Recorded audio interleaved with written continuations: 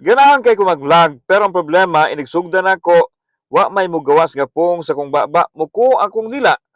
Unya, malimot pugkos akong istorya, labi nagdunay daghang mga tao ang gatan-aw sa kong palibot. Appear, inana sa gyud ang akong gibati sa una. Bisan gani karon, mubati gyapon kong kauwaw.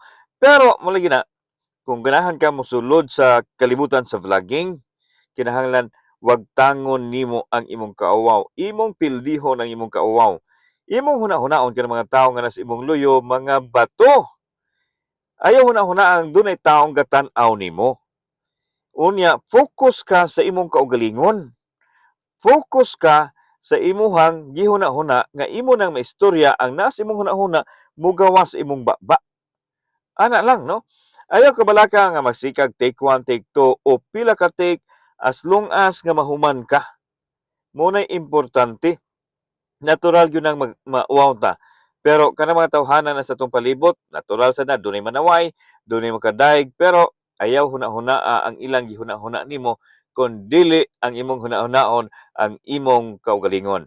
So, sugdi na ang imong pag-vlog kay kanus amang ka magsugod hangtod nga inigsugod nimo basig wala na ning platform ni Mitoy ha.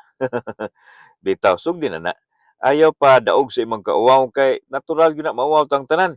Pero kung magsigitag pa uwa ani wa gyud tay masugdan, wa tay agi sa vlogging. Pero ikaw rin gihapon mag-decide sa imong kaugalingon kung interesado ka mosulod isip